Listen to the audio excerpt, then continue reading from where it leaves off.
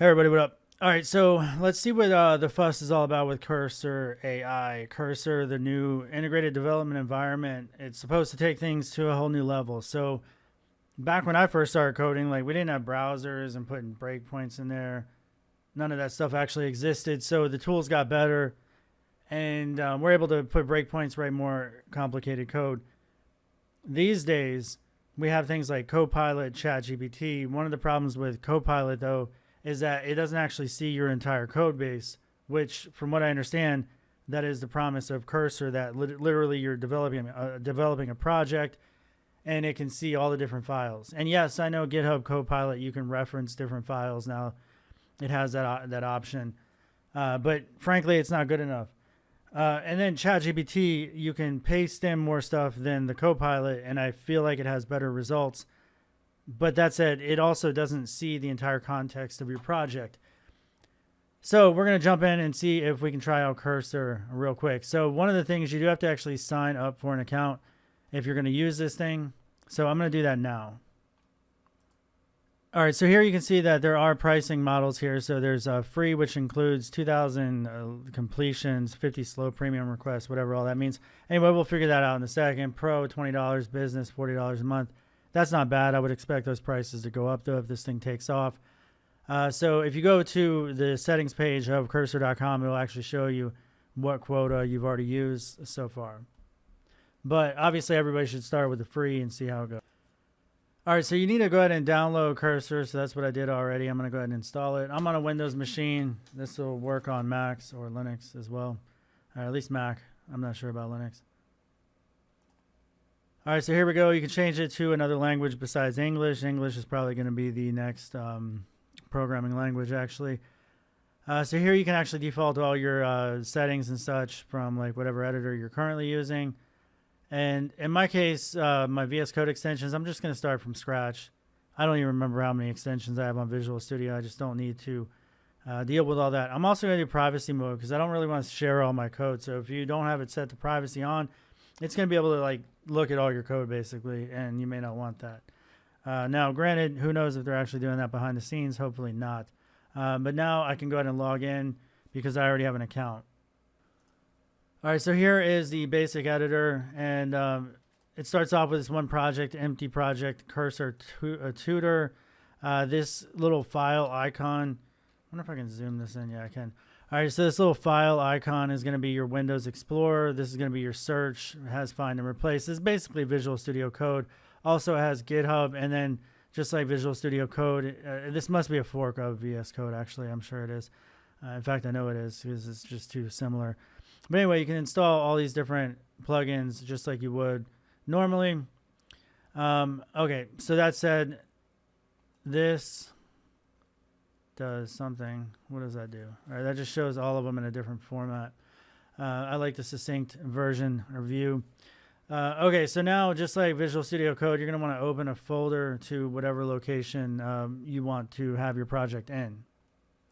All right, so I'll go ahead and put mine in projects, tutorials, Cursor. That's going to be the folder that I select. I'm going to select that folder. Probably should have a better name, but whatever. This is going to be our first foray into this. All right, so here it's actually going through a little quick walkthrough. It's like saying Cursor can suggest gray text or diffs on the side. Okay, so yeah, all right, that's cool.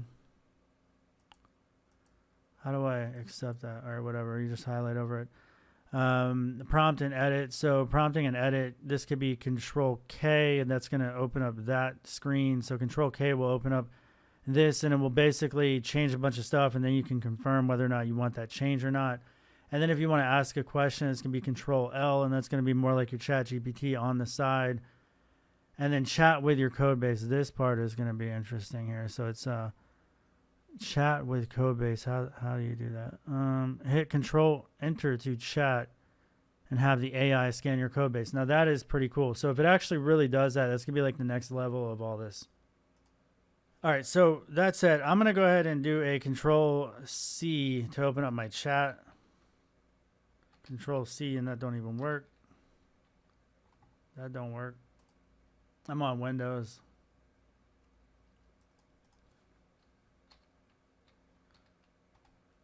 Damn, none of them hotkeys work. All right, so what I can do is I can go over to File, Preferences, Keyboard Shortcuts, and this will tell me everything. So,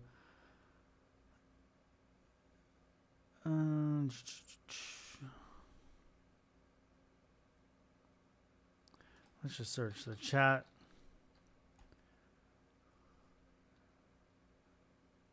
Control Enter is chat, but that actually looks at your entire code base, I guess.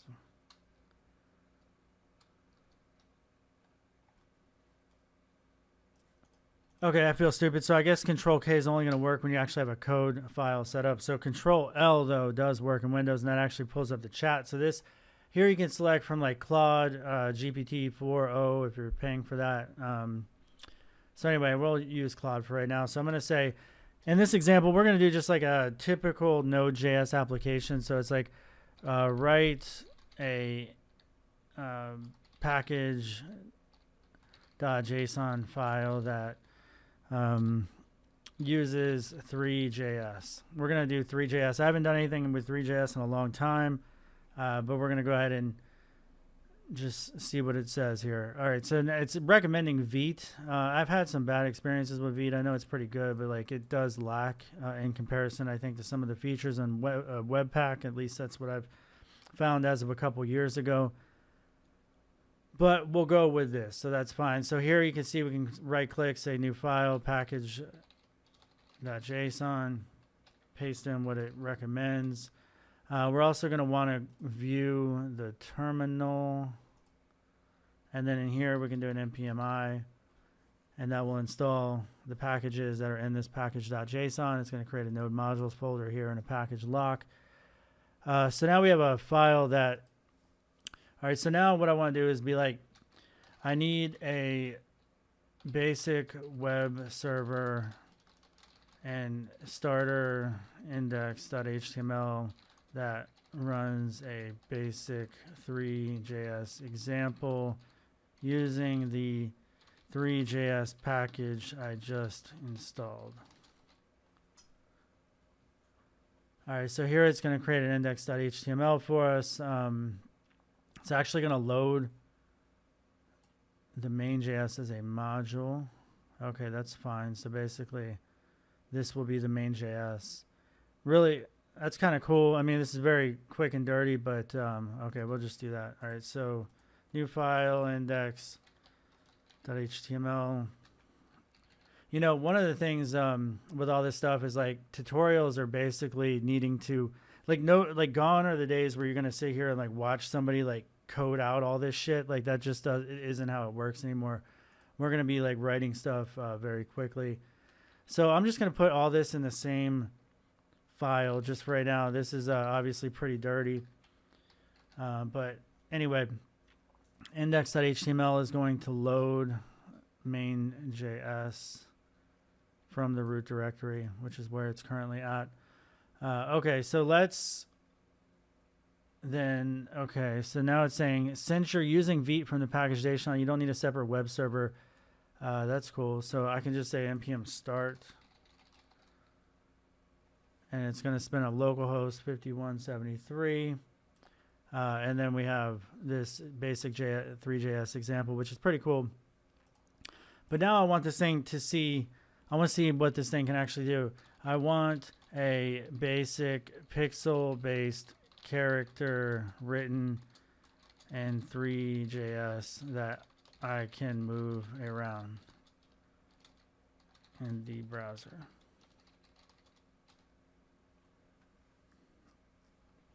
If this actually works, I'll be really impressed.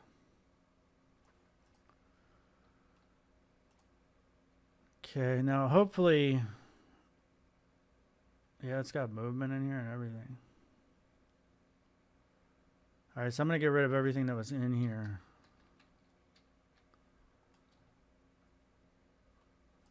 All right, so I just pulled up the server, and I don't have any exceptions or anything, but this thing ain't doing jack right here, so something not right on this. Oh, here's the character.js. That's because I half did this. Okay, so character.js, it's going to create a, I'm going to create a entirely new file here. And it's a pretty basic file. Base 64 encoding some sort of image. That's interesting. Okay. This code provides a pixel-perfect render character sprite movement using arrow keys, orthogonic camera, blah, blah, blah. Add the sprite animation. Okay, so add simple physics. Is this explaining what's already in there?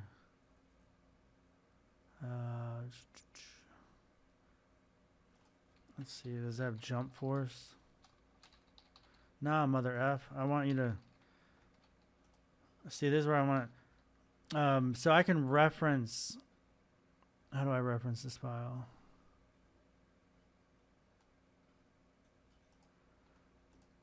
Anyway, this is where I could say, well, you know what?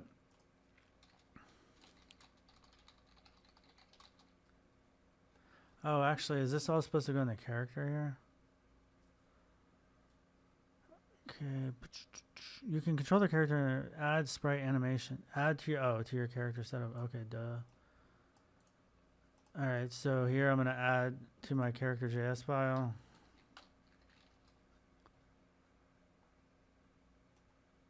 Add simple physics. Really, I can just click copy of this whole thing. And that's it. All right, so if I look at the example here, nothing's happening. Curious if like character.js is even being loaded. And I don't see where that would actually happen. All right, cool. So now I can say that it doesn't actually work. I don't see my character. Where is character.js being loaded?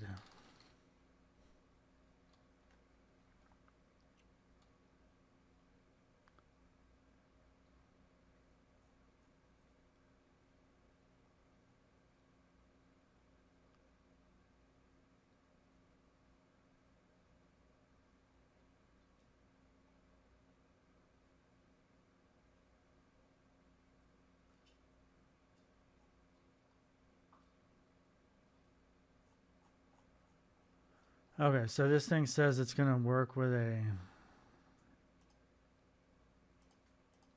square. Let's just see if that works. All right, so here we have a square, and I can move it around. That's actually pretty badass as well. So now I'm going to say this square works, but I want to use a character. Can you please draw one?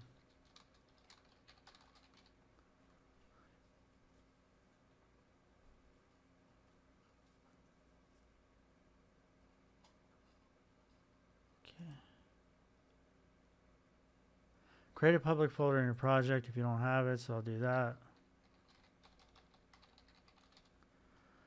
Public, create a new file called create character. I think things are getting a little unwieldy here. Run this code in your browser console or Node.js to save the image. Save the output of the as character PNG. Or here's a simpler way. Copy this base 64. Paste it into your browser tab, right click the image and save as character. Okay. So we're going to save. Okay. I see. See, if I paste that in there, it's just a square. I don't want a square, dude. I need the character to look like Mario.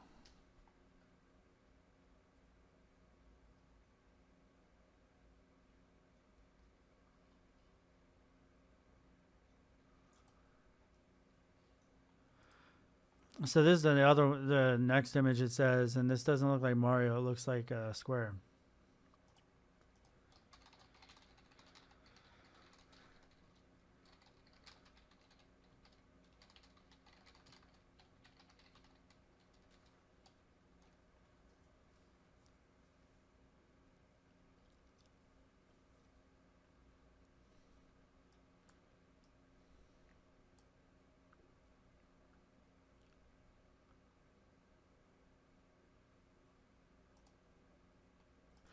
All right, so clearly the base 64 thing is not working, but I will try to do this. So what is the command to run the script?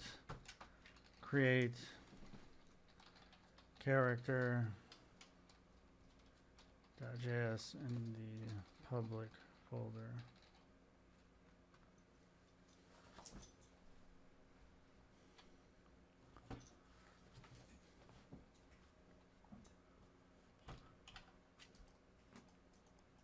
All right, so it gave me a bunch of crap here, but I don't want to do this because it doesn't work. So I'm just gonna run this so I can open up a new command. And that didn't work.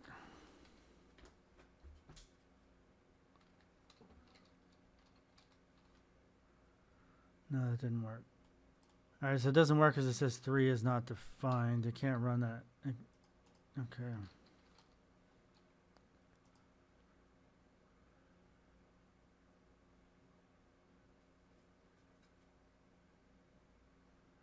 So this is where the AI does some dumb shit. Like it tells you stuff to do that is not what you need to do. And it's like, I made a mistake. Like, we're far from having this thing fly airplanes and stuff. At least I hope. So most likely this is going to look like just a square again.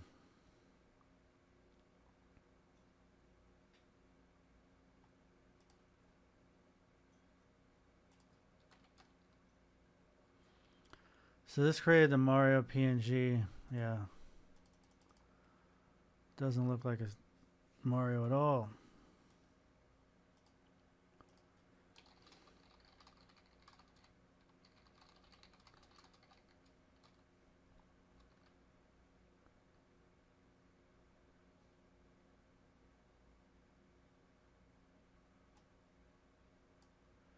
So maybe this is more to do with like copyright issues or something.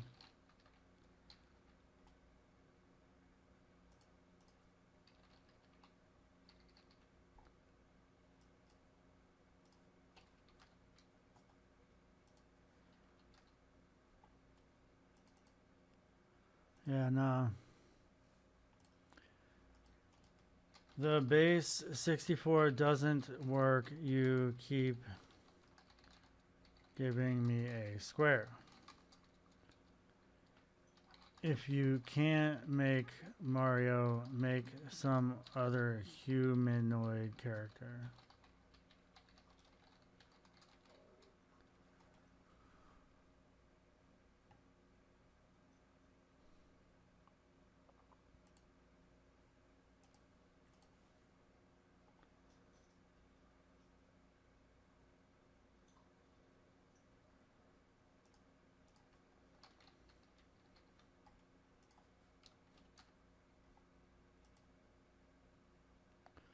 Public character.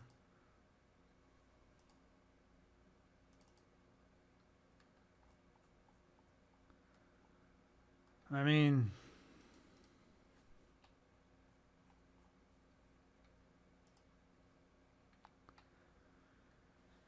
what can you say?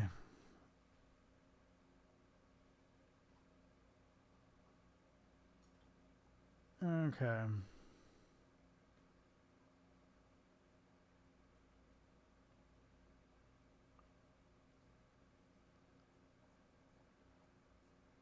Well,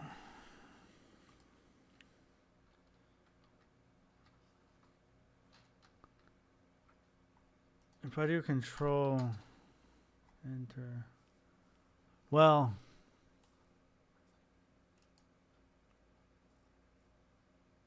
yeah. I mean, this thing's cool, but man, like, besides just like rudimentary, like basic level things, and then like clearly I already have a project that's sort of sloppy here. I got files that are in places they shouldn't be and such. Kind of a mess, really. All right, so last thing, I'm gonna have it see if it can do something in HTML and CSS a little bit better. And one single index.html file, please create an entire tic-tac-toe game.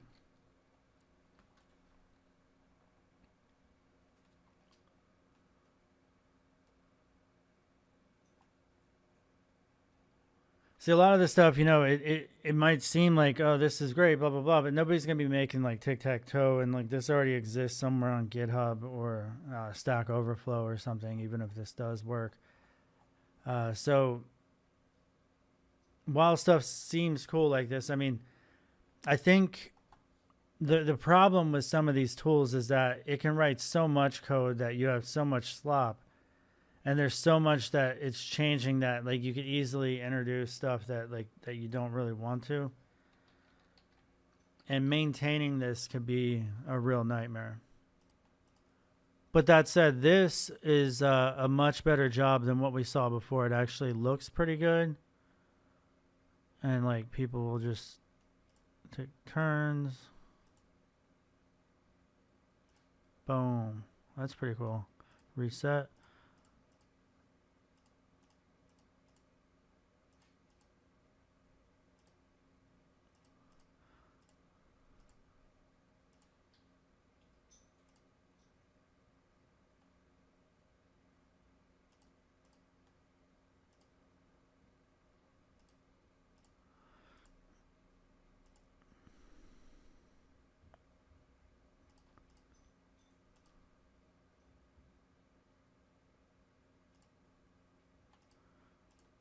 X O X O X O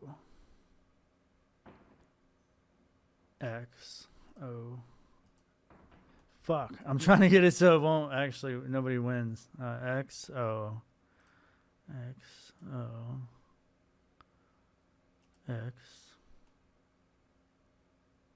O X O X. Nice. All right, so it doesn't actually recognize. Oh, it says it's a draw. That's cool. So it counts the turns.